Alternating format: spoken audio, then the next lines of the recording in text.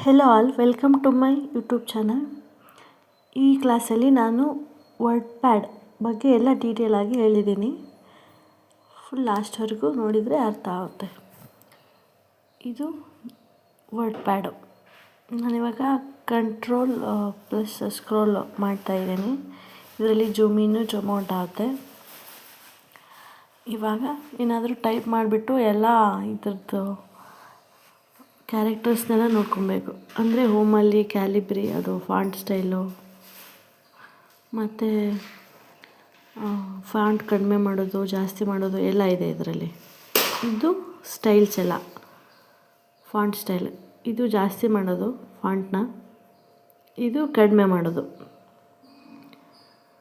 Next ಇಲ್ಲಿ ಬೇಕಾದರೆ ನಾವು ಎಷ್ಟು ಬೇಕೋ ಅಷ್ಟು ಕರೆಕ್ಟಾಗಿ ಮಾಡ್ಕೊಬೋದು ಇಲ್ಲಿ ಟೈಪ್ ಮಾಡಿಬಿಟ್ಟು. ಇದು ಎಲ್ಲ ಸ್ಟೈಲ್ಸು, ಎಲ್ಲ ಥರ ಫಾಂಟ್ ಸ್ಟೈಲ್ಸು ಬರುತ್ತೆ ಇದರಲ್ಲಿ. ಒಂದೊಂದೇ ಕ್ಲಿಕ್ ಮಾಡಿಬಿಟ್ಟು ನೋಡ್ಕೊಬೋದು ಯಾವ್ಯಾವ ಥರ ಇದೆ ಅಂತ.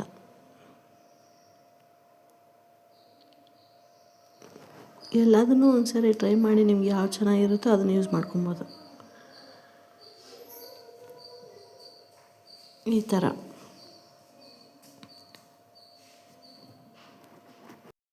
ಇದು ಬಿ ಅಂತ ಹೇಳಿದರೆ ಬೋಲ್ಡು, ಐ ಅಂದರೆ ಇಟಾಲಿಕ್ಕು. ಬೋಲ್ಡು, ಇಟಾಲಿಕ್ಕು ಅವೆಲ್ಲ ಬರುತ್ತೆ ಇದರಲ್ಲಿ. ಮತ್ತು ನಾನು ಬೇರೆ ಟೈಪ್ ಮಾಡಿಬಿಟ್ಟು ತೋರಿಸ್ತೀನಿ. ಇವಾಗ ಅದೇನಾದರೂ ಬೋಲ್ಡ್ ಆನ್ ಇದ್ದರೆ ಎಲ್ಲ ಬೋಲ್ಡಲ್ಲೇ ಬರುತ್ತೆ. ಬೋಲ್ಡ್ ಪ್ಲಸ್ ಇಟಾಲಿಕ್ ಆನ್ ಆಗೈತೆ, ಹಾಗಾಗಿ ಇದರಲ್ಲೇ ಬರ್ತೈತೆ ಇವಾಗ. ನೆಕ್ಸ್ಟು ಇದನ್ನು ಎಲ್ಲ ಸೆಲೆಕ್ಟ್ ಮಾಡಿಬಿಟ್ಟು ಫಾಂಟ್ ಸ್ಟೈಲ್ನ ಚೇಂಜ್ ಮಾಡಿಬಿಟ್ಟು ತೋರಿಸ್ತೀನಿ. ಇದು ಕಡಿಮೆ ಮಾಡೋದು.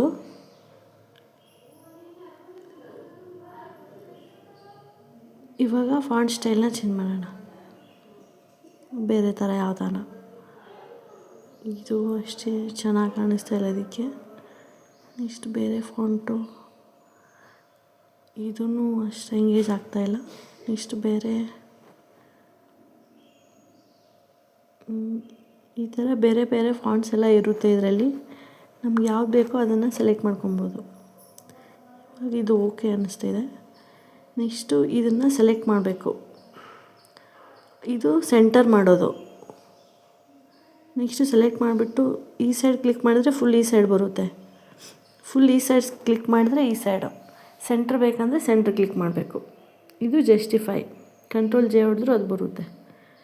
ನಂಗೆ ಸೆಂಟ್ರ್ ಬೇಕು, ಸೆಂಟ್ರ್ ಕ್ಲಿಕ್ ಮಾಡಿದೆ. ಬೋಲ್ಡ್ ಬೇಡ ಅಂದರೆ ತೆಗಿಬೋದು. ಆಫ್ ಮಾಡಿದರೆ ಹೋಗ್ಬಿಡುತ್ತೆ. ಇಟಾಲಿಕ್ನೂ ಅಷ್ಟೇ, ಆಫ್ ಮಾಡಿದರೆ ಹೋಗುತ್ತೆ. ವಾಪಸ್ ಆನ್ ಮಾಡಿದ್ರೆ ಬರುತ್ತೆ. ನೆಕ್ಸ್ಟು ಇವಾಗ ಇದನ್ನು ಸೆಲೆಕ್ಟ್ ಮಾಡಿಬಿಟ್ಟು ಯಾವ ಥರ ಇದು ಇಟಾಲಿಕ್ ಅಪ್ಲೈ ಆಗುತ್ತೆ ಅಂತ ಹೇಳಿ ತೋರಿಸ್ತೀನಿ. ನೆಕ್ಸ್ಟು ಅಂಡರ್ಲೈನ್, ಇದು ಇವು ಕೆಳಗಡೆ ಒಂದು ಲೈನ್ ಇದ್ದರೆ ಅಂಡರ್ಲೈನ್ ಬರುತ್ತೆ.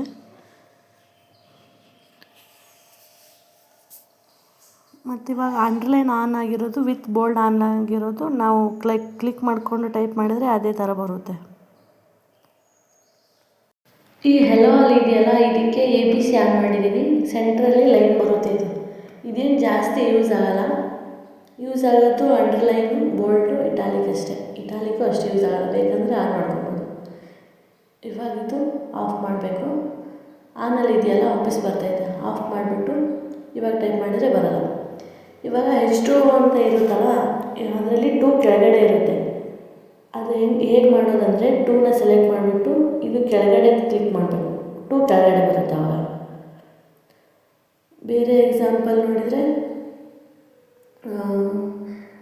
ಅದು ಆ್ಯಕ್ಚುಲಿ C3 ಇದು ಬೇಡ ಅಂತ ಹೇಳ್ಬಿಟ್ಟು ನಾನು CA03 ಅದನ್ನು ಟ್ರೈ ಮಾಡ್ತೀನಿ. 3ನಷ್ಟೇ ಸೆಲೆಕ್ಟ್ ಮಾಡಬೇಕು. ಇವಾಗ ಇದು ಕೆಳಗಡೆ ಬರಬೇಕಲ್ವ 3, ಅದನ್ನಷ್ಟೇ ಸೆಲೆಕ್ಟ್ ಮಾಡಿಬಿಟ್ಟು ಕ್ಲಿಕ್ ಮಾಡಿ ಕೆಳಗಡೆ ಬರುತ್ತೆ. ನೆಕ್ಸ್ಟು ಎಂಟರ್ ಕೊಟ್ಬಿಟ್ಟು ಇವಾಗ ಮ್ಯಾಥ್ಸಲ್ಲಿ ಕೇಳಿರ್ತೀರ A2, B2, C2 ಆ ಥರ ಎಲ್ಲ. ಅದರಲ್ಲಿ ಸ್ಕ್ವಯರ್ ಮೇಲೆ ಬಂದಿರುತ್ತಲ್ವ, ಇವಾಗ ಇದನ್ನು ಮೇಲ್ಗಡೆ ಕಳಿಸ್ಬೇಕಂದ್ರೆ ಸೆಲೆಕ್ಟ್ ಮಾಡಬೇಕು 2ನ. ಮೇಲೆ ಕ್ಲಿಕ್ ಮಾಡಿದರೆ ಹೋಗುತ್ತೆ ಸ್ಕ್ವಯರ್ ಟೈಪು. ಇದನ್ನು ಅಷ್ಟೇ.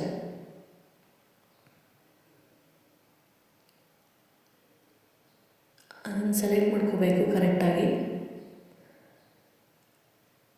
ಕರ್ಸರ್ನ ಜಾಸ್ತಿ ಮಾಡಿದರೆ ಫುಲ್ ಸೆಲೆಕ್ಟ್ ಆಗುತ್ತೆ. ನಮ್ಗೆ 3 ಅಷ್ಟೇ ಬೇಕಲ್ವ, 3 ಅಷ್ಟೇ ಸೆಲೆಕ್ಟ್ ಮಾಡಿಬಿಟ್ಟು ಅದನ್ನು ಕ್ಲಿಕ್ ಮಾಡಿದರೆ ಬರುತ್ತೆ. ನೆಕ್ಸ್ಟು ಇದು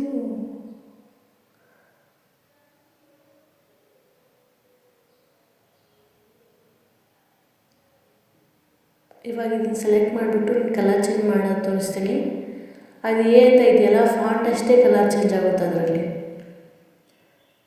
ಅದನ್ನು ಕ್ಲಿಕ್ ಮಾಡಿಬಿಟ್ಟು ನಮಗೆ ಯಾವ ಕಲರ್ ಬೇಕೋ ಅದನ್ನು ಸೆಲೆಕ್ಟ್ ಮಾಡ್ಕೋಬೋದು. ಇನ್ನೂ ಜಾಸ್ತಿ ಬೇಕಂದರೆ 3 ಕಲರ್ಸ್ ಹೋಗ್ಬಿಟ್ಟು ನೆಕ್ಸ್ಟು ಅಲ್ಲಿ ಇನ್ನೊಂದು ಇದೆಯಲ್ಲ ಅದರಲ್ಲಿ ಇನ್ನೂ ಜಾಸ್ತಿ ಬರುತ್ತೆ. ಅದನ್ನು ಕ್ಲಿಕ್ ಮಾಡಿಕೊಂಡು ಯಾವ್ದು ಬೇಕೋ ಅದನ್ನು ಸೆಲೆಕ್ಟ್ ಮಾಡಬೇಕು, ಓಕೆ ಕೊಡಬೇಕು. ಅದು ಕಲರ್ ಸೆಟ್ ಆಗುತ್ತೆ. ಇದು ಬರೀ ಅಕ್ಷರಕ್ಕಷ್ಟೇ. ಫುಲ್ ಅದು ಬ್ಯಾಕ್ಗ್ರೌಂಡು ವಿತ್ ಅಕ್ಷರ ಅದಕ್ಕೆ ಬರಬೇಕಂದ್ರೆ ಇದನ್ನು ಕ್ಲಿಕ್ ಮಾಡಬೇಕು. ಅದನ್ನು ಕ್ಲಿಕ್ ಮಾಡಿದರೆ ಬ್ಯಾಕ್ಗ್ರೌಂಡಿಗೆ ಬರುತ್ತೆ, ಅಕ್ಷರದ ಬ್ಯಾಕ್ಗ್ರೌಂಡ್ಗೆ.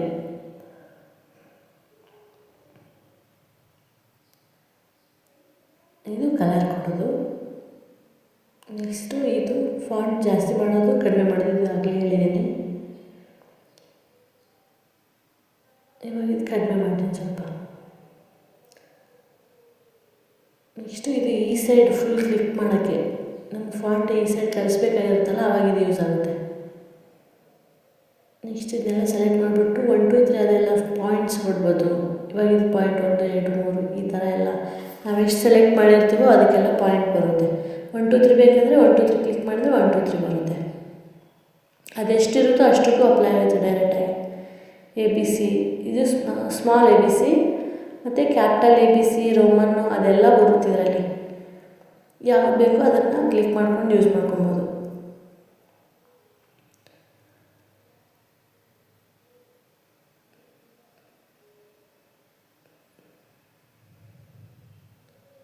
ನೆಕ್ಸ್ಟು ನಾನು ಇದಕ್ಕಷ್ಟೇ ಕೊಟ್ಬಿಟ್ಟು ತೋರಿಸ್ತೀನಿ, ಕ್ಲಿಯರಾಗಿ ಕಾಣಿಸುತ್ತೆ. ಪಾಯಿಂಟ್ಸ್ ಕೊಟ್ಟರೆ ಈ ಥರ 1 2 3 ಕೊಟ್ಟರೆ 1 2 3 ಇಷ್ಟು ಚೆನ್ನಾಗಿ ಬರುತ್ತೆ. ಅದು ಇದು ರೋಮನ್ನು,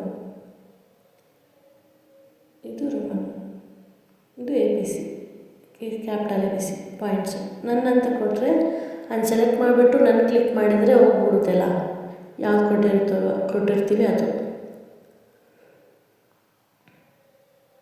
ನೆಕ್ಸ್ಟ್ ಇದು ಲೈನು ಮತ್ತು ಲೈನ್ಗೆ ಇರೋ ಸ್ಪೇಸ್ನ ತೆಗಿಯೋಕ್ಕೆ ಜಾಸ್ತಿ ಮಾಡೋಕ್ಕೆ ಇದು ಯೂಸ್ ಆಗುತ್ತೆ. ಎಲ್ಲ ಸೆಲೆಕ್ಟ್ ಮಾಡಿಬಿಟ್ಟು ಅದು ಸೆಲೆಕ್ಟ್ ಮಾಡಬೇಕು. ಎಷ್ಟು 1.0 ಕೊಟ್ಟರೆ ಜಾಸ್ತಿ ಸ್ಪೇಸ್ ಇರೋಲ್ಲ ನಡುವೆ, ಬೇರೆ ಕೊಟ್ಟರೆ ಸ್ಪೇಸ್ ಬರುತ್ತೆ. ಎಷ್ಟು ಕೊಡ್ತೀವೋ ಅಷ್ಟು ಸ್ಪೇಸ್ ಬರುತ್ತೆ.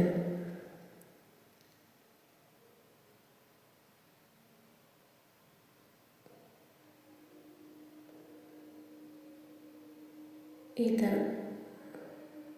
ನೆಕ್ಸ್ಟು ಪಿಕ್ಚರ್ಸ್ ಕ್ಲಿಕ್ ಮಾಡ್ಕೊಬೇಕಂದ್ರೆ ಪಿಕ್ಚರ್ಸ್ನು ಇನ್ಸರ್ಟ್ ಮಾಡ್ಕೊಬೋದು ಇದರಲ್ಲಿ.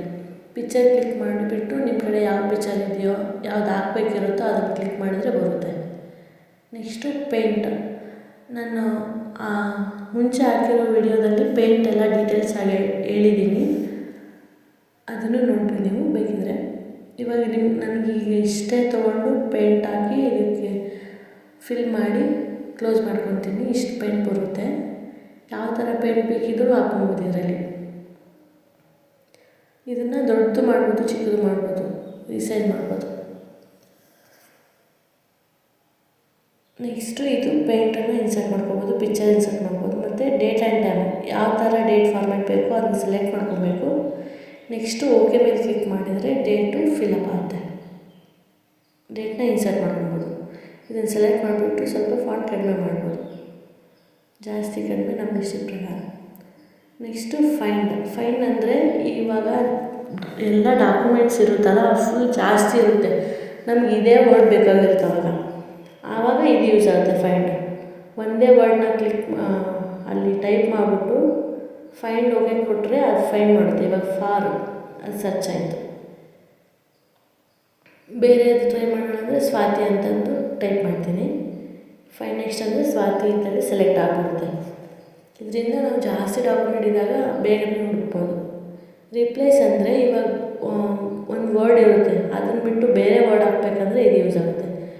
ಫಾರ್ ಎಕ್ಸಾಂಪಲ್ ಹೆಲೋ ಇದೆ, ಅದನ್ನು ತೆಗೆದ್ಬಿಟ್ಟು ಹಾಯ್ ಅಂತ ಹಾಕ್ತೀನಿ. ಹಾಯ್ ಕ್ಲಿಕ್ ಮಾಡಿಬಿಟ್ಟು ರಿಪ್ಲೇಸ್ ಮೇಲೆ ಕ್ಲಿಕ್ ಮಾಡಬೇಕು. ರಿಪ್ಲೇಸ್ ಅಂತಂದರೆ ರಿಪ್ಲೇಸ್ ಆಲ್ ಕ್ಲಿಕ್ ಮಾಡಬೇಕು. ಆಮೇಲೆ ಓಕೆ ಕ್ಲಿಕ್ ಮಾಡಬೇಕು. ಇವಾಗ ಹಲೋ ಪ್ಲೇಸ್ ಹೋಗ್ಬಿಟ್ಟು ಹಾಯ್ ಬಂತು. ಈ ಥರ ರಿಪ್ಲೇಸ್ ಯೂಸ್ ಆಗುತ್ತೆ. ಸೆಲೆಕ್ಟ್ ಆಲ್ ಕ್ಲಿಕ್ ಮಾಡಿದ್ರೆ ಎಲ್ಲರೂ ಸೆಲೆಕ್ಟ್ ಆಗುತ್ತೆ. ಕಂಟ್ರೋಲ್ ಹೇಳ್ಬಿಟ್ಟು ನಾವು ಸೆಲೆಕ್ಟ್ ಆಲ್ ಮಾಡ್ಬೋದು. ಕಂಟ್ರೋಲ್ ಕೀಸಲ್ಲಿ ಬರುತ್ತೆ. ನೆಕ್ಸ್ಟು ಅಲ್ಲಿ ಜೂಮ್ ಇನ್ನು ಇದು ಕಾಮನ್ ಆಗಿರುತ್ತೆ. ಇದು ಜೂಮ್ ಔಟು. ಎಷ್ಟು ಜೂಮ್ ಔಟ್ ಮಾಡಬೇಕು ಮಾಡ್ಕೊಬೋದು. ಇದು 100% ಅಂದರೆ ಫುಲ್ 100% ಬರುತ್ತೆ. ಇದು ಜೂಮ್ ಔಟ್. ನೆಕ್ಸ್ಟು ಇದು ರೂಲರ್ ಆಫ್ ಮಾಡಿದರೆ ಮೇಲ್ಗಡೆ ಇರೋ ರೂಲರೆಲ್ಲ ಹೋಗ್ಬಿಡುತ್ತೆ. ಬೇಕು ಅಂದರೆ ಆನ್ ಮಾಡ್ಕೋಬೇಕು, ವಾಪಸ್ ಬರುತ್ತೆ. ಇದು ಸ್ಟೇಟಸ್ ಬಾರ್. ಇಲ್ಲೂ ನಾವು ಜೂಮ್ ಇನ್ನು ಜೂಮ್ ಔಟ್ ಮಾಡ್ಕೊಬೋದು. ಇದು ಜೂಮ್ ಔಟು, ಇದು zoom in. Status bar off ಮಾಡಿದ್ರೆ ಅದು ಹೋಗುತ್ತೆ, zoom in zoom out. Next no wrap ಅಂದರೆ ಇದು ಫುಲ್ ರ್ಯಾಪ್ ಆಗಿರಲ್ಲ, ಹಂಗೆ ಟೈಪ್ ಮಾಡ್ಕೊತಿದ್ರೆ ಹೋಗ್ಬಿಡುತ್ತೆ. ನಾವು ರ್ಯಾಪ್ ಟು ವಿಂಡೋ ಅಂದರೆ ವಿಂಡೋಗೆ ರ್ಯಾಪ್ ಆಗಿರುತ್ತೆ. ಒಂದು ವೇಳೆ ರ್ಯಾಪ್ ಟು ರೂಲರ್ ಅಂತ ಹೇಳಿದರೆ ಇದು ರೂಲರು. ರೂಲರ್ಗೆ ನಮ್ಮ ಅಕ್ಷರ ಎಲ್ಲ ರ್ಯಾಪ್ ಆಗುತ್ತೆ ಅಂತ. ಇದು ಇಂಚಸ್ಸು ಸೆಂಟಿಮೀಟರ್ ರೂಲರ್ನ ಚೇಂಜ್ ಮಾಡ್ಕೊಬೋದು ಯಾವ ಥರ ಬೇಕು ಆ ಥರ. ಇಂಚಸ್ ಆಲ್ಮೋಸ್ಟ್ ಇಂಚಸ್ಸಲ್ಲಿ ಯೂಸ್ ಮಾಡ್ತಾರೆ. ಇಂಚಸ್ಸಿಗೆ ಕ್ಲಿಕ್ ಮಾಡಿರ್ತೀನಿ ನಾನು. ನೆಕ್ಸ್ಟು ಹೋಮಲ್ಲಿ ಎಲ್ಲ ಅರ್ಥ ಆಯ್ತಲ್ಲ, ಅಷ್ಟೇ. ಇಷ್ಟೇ ಆಪ್ಷನ್ಸ್ ಬರುತ್ತೆ ವರ್ಡ್ ಪ್ಯಾಡಲ್ಲಿ. ಇದ್ರ ನೆಕ್ಸ್ಟು ವರ್ಡ್ ಬರುತ್ತೆ. ವರ್ಡಲ್ಲಿ ಇನ್ನೂ ಸ್ವಲ್ಪ ಜಾಸ್ತಿ ಆಪ್ಷನ್ಸ್ಗಳಿದ್ದಾವೆ. ಇದನ್ನು ಸೇವ್ ಮಾಡಬೇಕಂದ್ರೆ ಕಂಟ್ರೋಲ್ ಎಸ್ ಹೊಡೆದ್ಬಿಟ್ಟು ನಿಮ್ಗೆ ಯಾವ್ದು ಹೆಸರು ಬೇಕೋ ಅದನ್ನ ಹಾಕ್ಬಿಟ್ಟು ಸೇವ್ ಕ್ಲಿಕ್ ಮಾಡಿದ್ರೆ ಇದು ಸೇವ್ ಆಗುತ್ತೆ. ಇದನ್ನು ಕ್ಲೋಸ್ ಮಾಡಬೇಕಂದ್ರೆ ಆಲ್ಟ್ ಇಟ್ಕೊಂಡು F4 ಹೊಡೆದ್ರೆ ಕ್ಲೋಸ್ ಆಗುತ್ತೆ ಅಷ್ಟೇ. Thank you.